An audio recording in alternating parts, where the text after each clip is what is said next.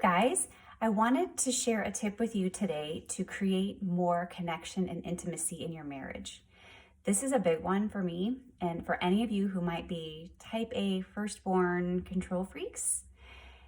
The tip is if you put your husband in charge of something or if you let him be in charge of something, you need to let him do it his way. This can be super duper hard. But let me give you one example.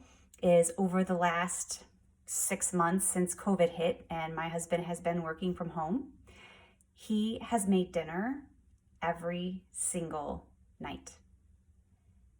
And the biggest thing is when he's in charge of dinner, so like he took over the dinner responsibilities. So it was completely not for me to worry about.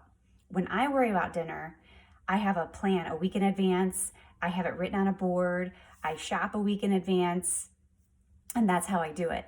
When he's in charge of dinner, he does shop a week at a time, but he just kind of thinks about what he might like to do, gets some ideas, and then just kind of goes with it every day. And that obviously complete opposite of how I do it, but that works for him. And since it works for him, it works for me because I didn't have to worry about dinner at all for like 6 months. So crazy.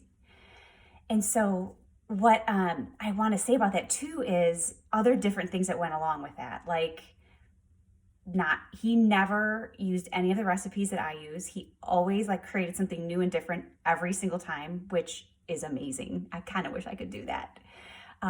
Use different spices.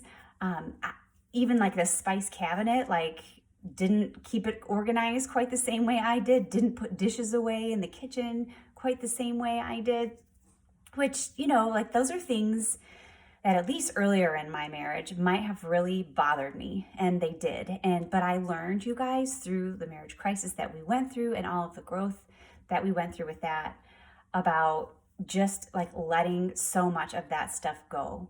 And I know this applies to you for other things as well. And I know a big area is with the kids, when we let him drive the kids to school or to practice or discipline them or feed them, whatever we're letting them do, we have to let them do it their way, even if it's not our way. I mean, you can tell him how to do it. You can try and see if he does it. But I don't know if you ever got a response like this, something like, I know how to do that, or I'm old and I can figure that out. Sometimes they'll actually come back at you and kind of snip at you and let you know, what do you think, I'm stupid? And that's just the thing. When we butt in and try to tell them how we would do it or how they should do it, it makes them feel like we don't think they're smart enough to figure it out on their own. And they are smart enough to figure it out on their own. And just because they do it different doesn't mean it's wrong. Crazy, I know.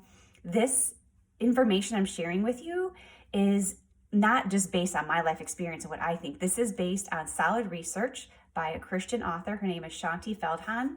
The book that she published this research in is fantastic. If you haven't read it, it's called For Women Only. And it just shows how what we say to our husbands and how we make them feel about their capabilities really impacts the connection and intimacy in our relationship. So if the thing is you want your husband to know that you love him, then a really great way to do that and to build that intimacy is to make sure that he knows that you trust him to do whatever he's responsible for doing, and that it's okay if he doesn't do it your way. So here's the hiccup, right? You're like, well, what if my kid's late for practice or dinner's a total fail? Then it is. And I know that the total fails can be hard to watch, but that's the way that we all learn. I don't know about you, but I definitely am a girl that learns by failing. And I also really get this because I don't like being told what to do either. And so I know this is hard to hear, but you might just have to let him fail from time to time to see on his own what works for him. And that's going to be 100 times better for your relationship than if you try to tell him what to do, right? Because this way, if he does his thing and he fails, he'll come to you and you could just have a good laugh about it. You don't even have to say, I told you so, or anything like that.